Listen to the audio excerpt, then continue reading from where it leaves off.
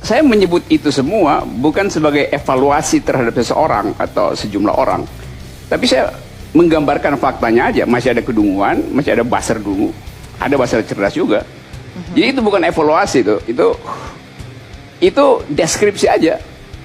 Deskripsi aja, jadi nggak menuju ke satu kelompok tertentu kah?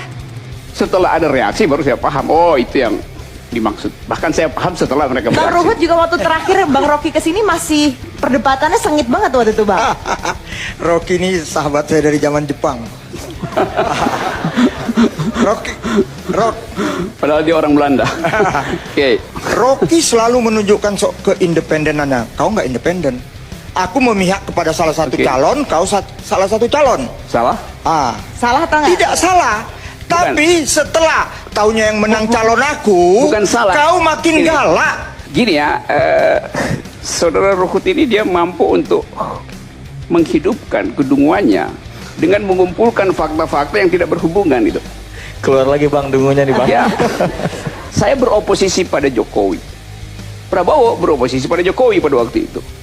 Lalu Luhut ambil kesimpulan saya pro Prabowo karena sama-sama beroposisi. Kenapa nggak sebaliknya Prabowo yang pro saya? Prabowo beroposisi dengan motif kekuasaan, saya beroposisi dengan motif kedunguan. Beda itu. Kita fokus yang terjadi sekarang ini. Sekarang makin galak, begitu. Makin galak. Makin galak mengkritisinya. Kenapa Bang Rocky? Saya nggak makin galak. Saya mau tajamkan kritisisme itu supaya orang bisa lihat sesuatu yang disembunyikan. Saya melakukan interupsi.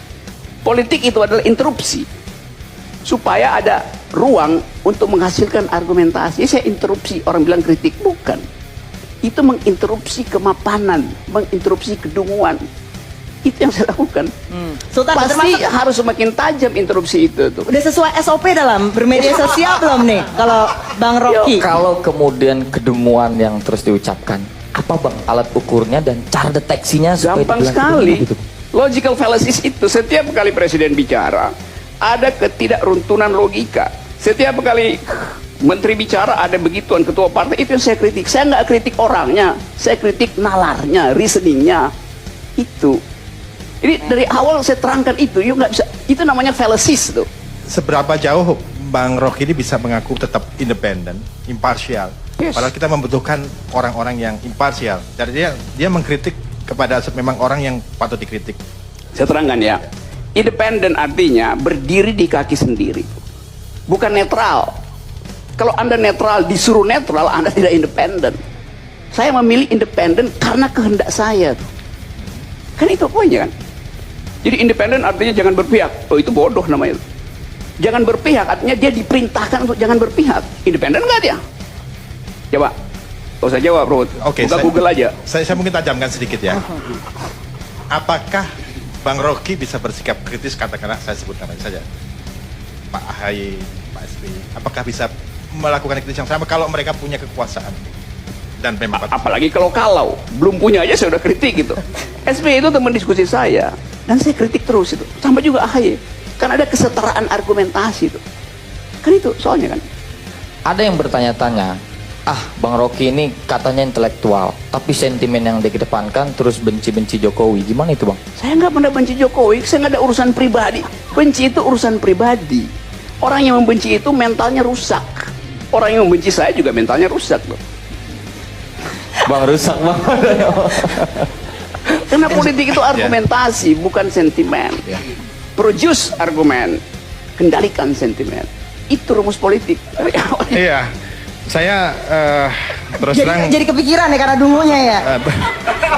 bukan, saya kadang-kadang agak kesulitan menemukan substansialnya. Saya lebih akhirnya orang terdistrak dengan gaya bahasa, dengan kosakata. Sementara sebenarnya banyak problem yang layak dikritik tapi tidak disampaikan. Misalnya dalam hal politik segregasi dan seterusnya. Anda tidak masuk ke situ karena memang lebih mementingkan kemasan kata-kata. Jadi maksudnya kenapa nggak to the point aja gitu? Yang Kenapa itu, harus dikemasnya? Sehingga publik tidak terdistrak dengan kedunguan Oke, itu. Bang Rocky tahan dulu, kita harus break. Akan dijawab setelah jeda pariwara berikut ini. Oke, ya gini ya. Dalam seminggu ini saya kasih ceramah umum di kurang lebih 10 universitas dan semua kuliah akademis metodologi. Tapi kan nggak ada pers di situ kan. Kan Anda nggak tahu apa yang saya terangkan di situ kan. Kemarin di Hutan Kayu saya terangkan tuh, teori filsafat kontemporer di situ. 2 jam nonstop. Tapi pasti Ruhut nggak bakal datang karena juga bakal nggak ngerti soal begituan. Itu poinnya tuan. Saya pastikan nggak ngerti. Sekarang misalnya nih kata boneka tuh, yang orang anggap saya membonekakan Pak Jokowi. Enggak. Boneka itu coba dalam bahasa Inggris ada material dan material itu. Boneka itu saya maksudkan sebagai material, substance, bukan barangnya yang material. Bahasa Indonesia nggak punya kemampuan menerjemahkan dua itu tuh. Jadi Anda tersinggung seolah itu boneka ansih, physically boneka, bukan. Yang menarik dari Rocky ini selalu mencari definisi-definisi di luar definisi umum. Iya, yang dia disitulah garansi. Jadi memang itu supaya kita biasanya ngeles gitu. Karena definisi yang disediakan Kitab suci, oleh negara definisinya itu. apa? Yes, Sehingga memang itu. berdebat itu ketika kita definisinya itu menggunakan definisi umum. Ini Bukan dengan ketika Anda menggambarkan definisi sendiri, kemudian publik memprotes dan Anda punya definisi sendiri Oke, tentang sekarang pengertian publik. sekarang saya uji Itu ya. masalahnya. You buka tesaurus sekarang, bisa nggak you bedakan antara material dan material? Itu bahasa Inggrisnya begitu. Dibedakan. Di sini Anda bicara pada publik Indonesia yang memahami boneka sebagaimana definisi Indonesia. dia salah sendiri. Kenapa nggak diajarkan Enggak, Anda kecerdasan yang berpikir salah. tuh? Anda yang salah sebagai seorang komunikator, bukan publiknya. Apa karena alat bahasanya ketinggian mungkin Mas Eko? Enggak. Ketika di Rocky sebagai komunikator berbahasa dengan definisinya sendiri, berbeda dengan definisi Oke. yang dialami publik, yang salah komunikatornya. Ini saya bukan sengaja orangnya. memang saya sengaja untuk memilih cara komunikasi itu. Ketika Kenapa orang tidak sependapat dengan Supaya Anda, sengaja Enggak. karena supaya apa Bang Rocky? problemnya ketika Supaya kita orang nggak terangsang sependapat dengan berdialektika, Rocky, mencari raw dari iya, konsep. ketika orang nggak itu. sependapat dengan Rocky akan mengatakan dungu. Memang dungu. Problemnya adalah definisi yang diciptakan berbeda dengan problem orang lain. Ini ya. Pertama, aku udah ikhlas kalau dibilang dungu. Enggak, belum. Habis itu yang kedua, karena anggap aja Mungkin aku segmen nanti. kayak lagi mahasiswa yang di kelasnya abang. Aku pengen nanya, Oke. tadi abang bilang abang ingin menciptakan sebuah ruang untuk berargumentasi gitu, supaya pemerintah dengan kebijakan-kebijakannya, dengan keputusan-keputusannya seperti dipertanyakan kembali apakah ini benar, apakah ini baik untuk masyarakat, untuk Indonesia. Oke. Apakah itu berarti keputusan kebijakan pemerintah ya busuk semua, atau cuma sekedar untuk supaya supaya kebijakannya lebih baik lagi? Gini ya, kalau pemerintah bikin kebijakan yang baik, saya nggak akan puji. Karena saya gaji dia untuk bikin yang baik. Begitu ada bau busuk, saya ketok palanya tuh dengan satire tuh. Lu gua gaji, lu bikin kebijakan yang buruk. Itu aja kan. Masa kita kasih pujian pada hal yang tugas dia? Kan gila tuh. Untung aku bukan mahasiswanya abang. Demikian. Tadi puji berarti. Demikianlah tadi Raja Saya Dungu bilang gila kepada ya, kita bukan yang dungu. dungu-dungu. Emang gitu kok, gimana lu? Oke, silakan Ge. Bang, sebagai salah satu follower saya tuh mau tanya, bisa nggak sih abang tuh mungkin menulis sesuatu itu yang kalau tadi abang bilang, abang menulis itu supaya orang juga terangsang untuk belajar, untuk lebih memahami kata-kata sesuai dengan definisinya abang. Nah mungkin bisa nggak sih kalau abang menulis tuh yang memang kata-katanya secara umum bisa dimengerti definisinya gitu loh, nggak hanya sesuai dengan definisinya abang aja. Bisa, tapi kita tidak bertumbuh sebagai intelektual, sebagai warga negara. Karena kita batasi kosakata, kita lampaui itu mestinya. Nah, kita ada di dalam keadaan beberapa kali saya menyaksikan kesalahan orang untuk mengerti konsep karena nggak mau masuk di dalam pengertian yang lebih dasar ya, konsepsional. Di dalam jurnalisme itu namanya malapropism. Nah, saya pakai lagi istilah ya, cari ya, Ruhut ya. Tulis itu. Malapropism. Apa itu malapropism? Gini. Satu waktu ada tokoh, ada sidang di DPR, MPR. Lalu si tokoh ini yang harusnya memberi keputusan tidak ada di tempat. Maka anak telepon, "Pak, apa langkah kita?" Tokoh itu pakai bahasa Inggris, dia bilang, "All out." Artinya tempur habis-habisan. Yang terima informasi itu pikir all out artinya walk out, keluar semua tuh. Itu karena nggak ngerti konsep kan. Itu yang mesti kita perbaiki, saudara Ruhut, Kum Suis dan teman-teman. Berarti memang cuitan abang di Twitter, satu cuitan dimaknai 3 SKS mestinya bang ya? Kalau buat Ruhut saya korting ada. Gua kasih dia 7 SKS lah biar dia Ya, cepet DO. Rob, ngomong-ngomong kau dari tadi ngomong kepintaran. Boleh tahu gelar apa aja sih yang kau apa? S1. Apa lagi? Nggak ada gelar saya. Oh, nggak ada. Nggak ada. Oh, jadi kau Tapi saya S3 ngajar dong. sampai S3 itu. Hah? Tapi ngajarnya sampai S3, Bang. Selesai enggak? Tapi beliau ngajarin sampai Enggak, S3, Bang. selesai enggak kau pernah? Aku hanya mau tanya itu. Saya udah pernah saya terangkan di sini. Saya kuliah di 5 fakultas dan semuanya saya DO-kan. Cuman satu yang selesaikan. Saya bukan DO dari fakultas. Saya menDO-kan mereka dari kurikulum saya. Itu bedanya. Layu Kecuali sebelum bersahabat. berkembang. Itu namanya layu sebelum berkembang. Bukan, mereka yang saya layukan. Karena saya nggak butuh lagi itu. Filsafat saya masih luluskan itu. Kayak Mas Eko nggak percaya Apa? nih mukanya nih. Ya, tanya sama UI, tanya di UI itu. Ya, saya kalau diskusi sama Rocky ini agak membingungkan karena pasti apa yang kita pikirkan tentang apa yang didiskusikan berbeda dengan apa yang Rocky pikirin. Ya, ikutin saya. Pertama kita berpikir apa yang Rocky pikirin Kalau dulu. mau pintar gitu. ikutin saya, jangan ikutin. Definisinya berbeda.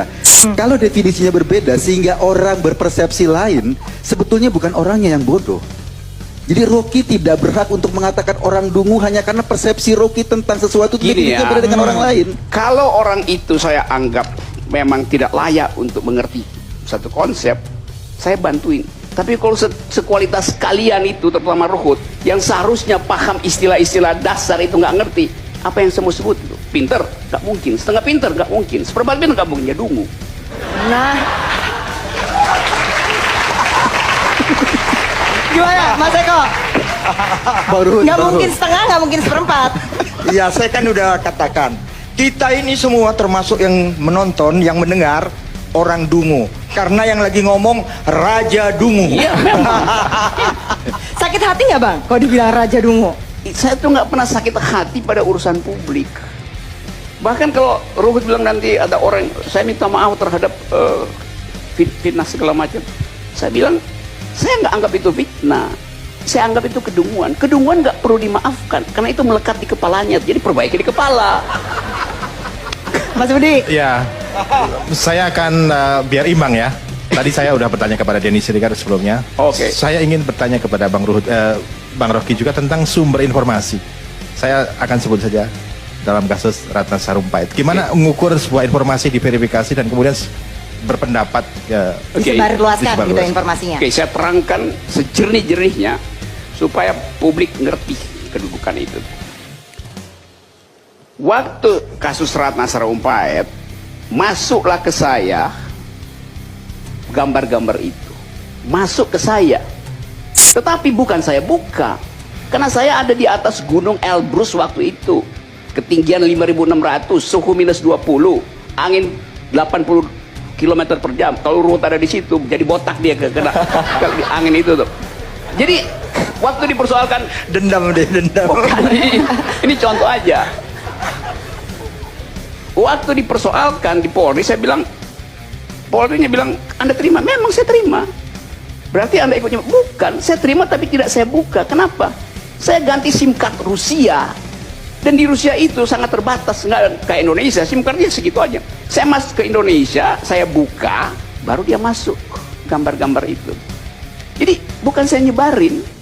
Terus orang bilang, terus kenapa Anda berkomentar sesuatu? Ya masih berkomentar di Twitter. Walaupun saya nggak sebut nama, saya bilang, kenapa mesti pakai tinju ya? Terus dianggap itu adalah hoax. Kenapa nggak cek pada Ratna? Sekarang saya terangkan tuh. Ratna itu teman baik saya, teman. Masa saya curigai teman baik gitu? Kalau begitu, kenapa nggak